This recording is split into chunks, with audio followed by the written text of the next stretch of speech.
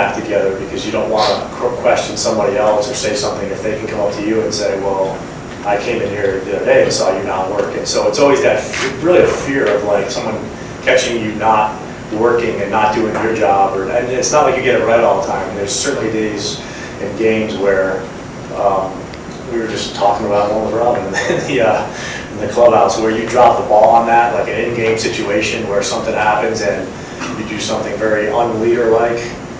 But I guess the thing is like, you just keep moving on and keep doing. If the good outweighs the bad by a lot, hopefully, and everybody's going to fall down and not have a good day or not have this.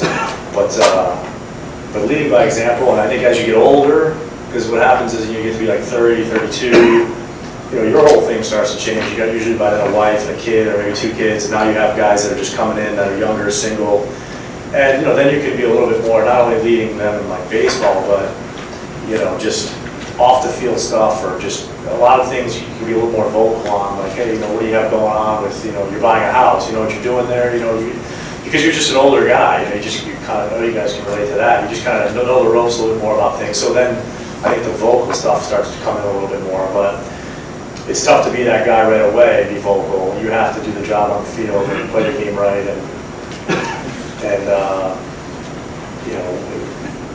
produce and do well, and the work ethic as well has to be there.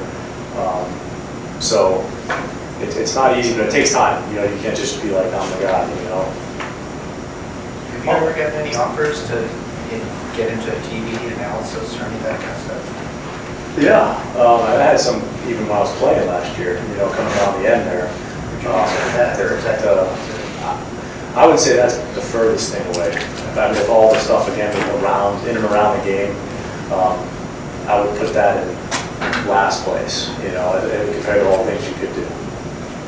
How much have you reflected on the 05 season? And can you share just some of the things, the first things that come to mind, not necessarily even from the World Series, but just throughout that season that made it what it was?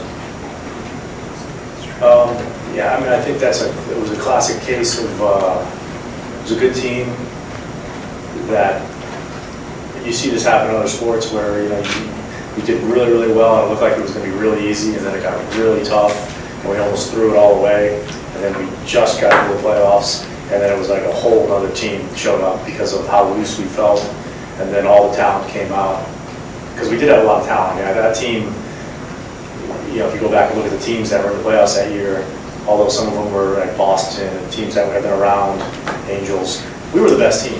We had the most talent, we had the best pitching. We were the best team. So as long as we played our game and our talent level came out, I mean, anything can happen, bad hop here and there, but we should have won. We had the best team. But for that to happen, you have to be playing the game comfortably and normal. And we weren't for a long time, and then we just squeaked in, and then normal happened, and then that was it. I mean, that's how I look at it simply when you look back on it. It's like, it's different when you're going through it, you don't know all that, but when you look back, you're like, well, all that happened was we just played our game, and we beat teams that weren't probably as good as us. Pretty simple. I mean, it seems like an easy thing to do, but it was a roller coaster of a situation there with the second half. I mean, it's not a recipe that you want to draw up for a team, I think, going into the playoffs, but if you could have it happen, then you become real dangerous, when the playoffs start.